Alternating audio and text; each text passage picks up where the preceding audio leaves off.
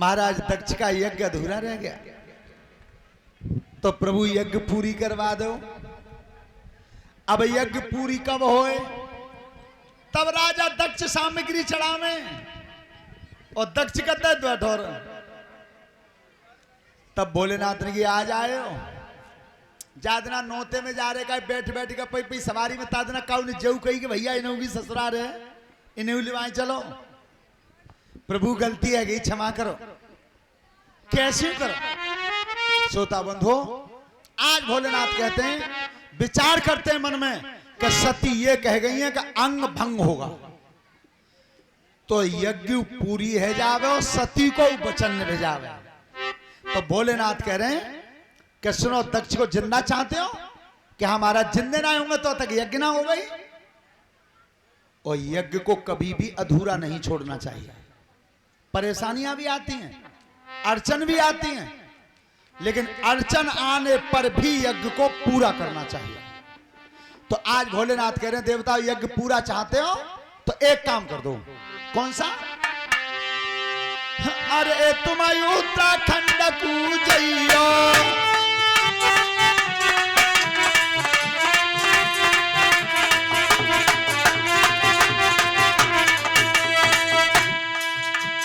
अरे तुम उत्तराखंड कूजइयो और बकरा ये कुठूड़ की लइयो।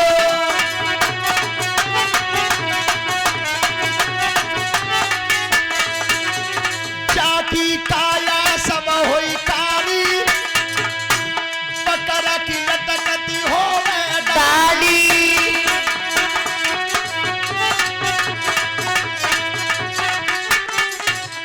जाओ एक बकरा लेके आओ। श्रोता बंधु, बकरा ही क्यों मंगवाया? और क्या जीव नहीं थे?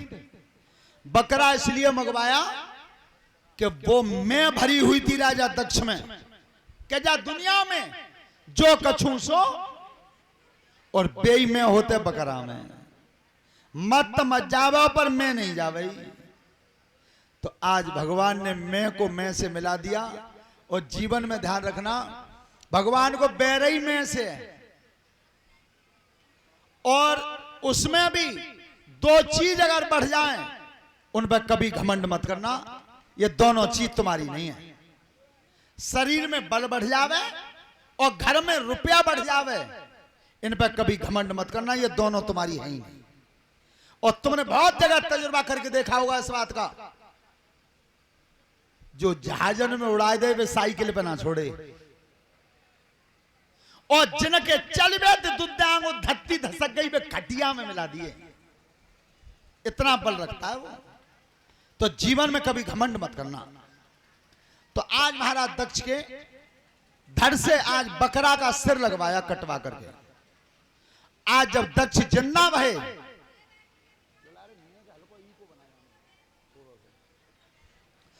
जब दक्ष जिंदा हुए तो कन्हा के नीचे तो बेई शरीरो और मोह एगो बकरा गो। सो भीतर ते कछु कई वो चाहते, वो बाड़ी नहीं निकली जो पहले निकलती थी, और निकली तो कहां निकली? आज वो समय चल रहा है जो कांवर आ रही है। देखा है तुमने? कांवर आ रही हैं,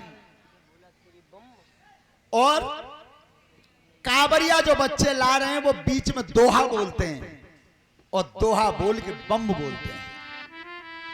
राजा दक्ष खड़े हुए हैं और तब बोले शिव जी की तरफ देख करके, क्या?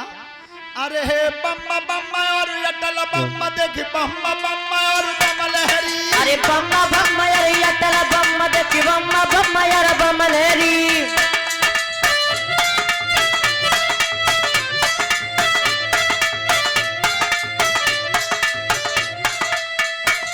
अरे बम बम और अटल बम देखी बम बम और बम लहरी। अरे बम बम और अटल बम देखी बम बम और बम लहरी।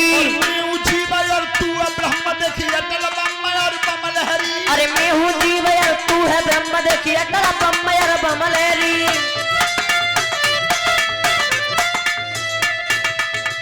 तो सब ध्यान से सुनो कि जी दोहा बोल की जो बम बोली जाते हैं, जो सबसे पहले किसने बोली? सबसे पहले बोली दक्ष ने। दक्ष से पहले किसी ने नहीं बोली।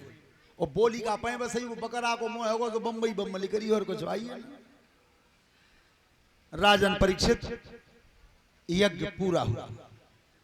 यज्ञ जब पूरा हुआ तो भोलेनाथ इतने दुखी हुए कि उस जली हुई काया को, सती की काया को दोनों भुजाओं पर उठा लिया, दोनों हाथों पे, और जिस समय उठा करके चले थे आंखों से आंसू बह गए, रो गए थे।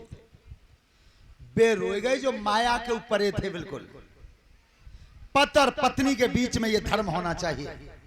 और सब माताएं बहनें ध्यान से सुने, और जिन जिन के ब्याह है बेजालंग सुने, याद करो कि दोनों तरफ के ब्राह्मण जब मंडप के नीचे विवाह पढ़ते हैं तो अग्नि के ऊपर हाथ करवाते हैं और कहते हैं कि अग्नि को साक्षी मान के किस्म खाओ, आज ते सुख में और दुख में बराबर के साझी। बोलो किस्म खाता हो? जिन जिन के ब्याह हैं सबने खाई है, पर किस्म मंडप के नीचे तो खाई है, पर बाद में निभाई है। कितना ही निभाई जाते हैं? बिल्कुल ना। पर निभ तो जाए, बम एक बन हुआ और वो आता पढ़ाई लिखाई बीच में, यहां शिक्षा की कमी है।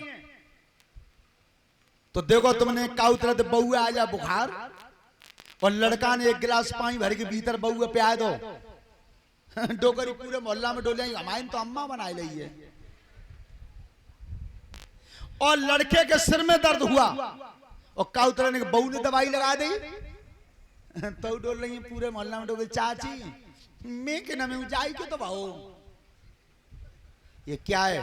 ये अशिक्षा है। पति और पत्नी दोनों गाड़ी के पहिए होते हैं, गाड़ी के पहिए होते हैं। और किस तरह होते हैं? ट्रैक्टर बहुत बालक चलाता हो, ट्रैक्टर में गियर बक्सा में तो दोनों पहियों में गरारी बराबर हैं। बोलो है बराबर का ना है? और एक पहिया जब कीच में फंस जाता है और बिल्कुल चलना बंद हो जाता है, बा के बदले के चक्कर दूसरा पहिया लगा दो। ऐसा है कि ना बताओ? वो पहिया स्पीड पे आप पकड़ जाते हैं और एक लंग हो जाते बंद। तो वो पहिया कह रहा है कि मेरे जोड़ीदार पर संकट है, तेरी चाल को बंद नहीं होने दूंगा, चाहे वो चक्कर लगाना पड़ जाए। तो इस तरह से ध्यान करो बहन जी, अगर तुम्हारे शरीर पर संकट है तो इनका फर्ज बनता है निभाना, और इनके शरीर पे अगर संकट है तो तुम्हारा फर्ज बनता है निभाना। आई समझ में? जाते थोड़े ही कि 9 दुर्गा तो 9 दिन उपासी हो हैं, उन्ने के पति ते जावे मन चाले तो ललाते की गए रे ले दो रोटी थारी में ले जा दिया, मैं घेरे पे मेरी तो बोल चाल ना क्या उदनाते, और फिर तुम 9 दुर्गा उपासी रहो। कचुना मिले? बिल्कुल नहीं। क्यों? क्या सबसे पहले कर्म पे आइए, कर्म पे। भगवान कृष्ण ने गीता के उपदेश में कहा कि कर्मण्य बाधिका रस्ते मां फलेषु कदाचन, है मानव तू कर्म कर, फल की इच्छा मत कर। और तू कर्म कर देगा तो फल तो मैं दे ही दूंगा। पर जा कहां कह रहे हैं? पहले जा कह रहे हैं भगवान करे मेरे नाती पैदा है जा गोवर्धन के परिक्रमा देंगो। कब देंगो? नाती है जाओ तो। अरे भैया तू परिक्रमा दिया, नाती तो है ही जावे हैं? तो पहले कर्म कर। यही गोस्वामी जी कहते हैं कि कर्म प्रधान विश्व रच रखा, वहां भी कर्म प्रधान बताया। और अंग्रेजी में कहावत आ जाती है वर्क इज वर्शिप, कर्म ही पूजा है। तो आप कर्म को करते रहिए, पूजा तो पया पे जा रही। तो आज भोलेनाथ उस सती के शरीर को आज अपने हाथों पर धर के चल, न पानी पिया, न भोजन खाया, और न एक क्षण को रुके। तो देवता देख देख के रोने लगे कि प्रभु भोलेनाथ की तो हालत खराब है। क्षीर सागर में जाकर के भगवान से कहा कि प्रभु अब शिव जी की हालत नहीं सुधर रही है, बस जली वही काया को देखते रहते हैं। भगवान ने कहा कि जब तक वो शरीर नहीं मिटेगा तब तक कष्ट दूर नहीं होगा। और आज भी देख लो तुम, मुर्दा जब घर में होता है तो कितना कष्ट होता है, और वही मुर्दा जब मरघट में जाकर के जल जाता है तो वो कष्ट आधा रह जाता है।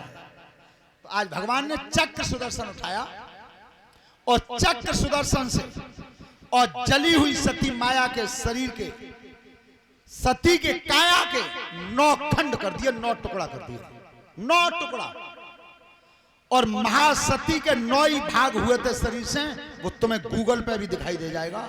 वो 9 जो टुकड़ा हुए थे वही 9 स्थानों पर गिरे थे और वही आज 9 दुर्गा के रूप में पूजी जाती हैं। बोलिए दुर्गे मैया की। 9 टुकड़े हो गए थे, वो 9 दुर्गा बनी है। लेकिन आज भोलेनाथ समाधि में लीन हुए, समाधि में लीन हुए। एक तारकासुर नाम का दैत्य हुआ, तारकासुर नाम का राक्षस हुआ। तो उस तारकासुर का देवताओं से युद्ध होता था, देवताओं से संग्राम होता था। श्रोता बंधुओं, तारकासुर जीत जाता था, देवता हार जाते थे, देवता हार जाते थे। तो एक बार सब देवताओं ने विनती की, भगवान से पूछा है जाकर के कि प्रभु ये तारकासुर मरेगा कैसे, कैसे मरेगा? भगवान ने आश्वासन दिया कि तारकासुर को शिवजी का अंश मारेगा, शिवजी का अंश। देवता बोले महाराज शिवजी का अंश?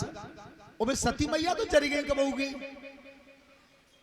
भगवान ने की शादी करवाओ, भोलेनाथ को ब्याह करवाओ। तो महाराज जी बताओ, शिवजी की शादी करवा में तो वो लड़की की नगी है। भगवान विष्णु बोले वो लड़की है भाई, पैदा ना वही। ए महाराज बायदा कितो छोटो तो है, अब भाई तो लड़की ना पैदा वही।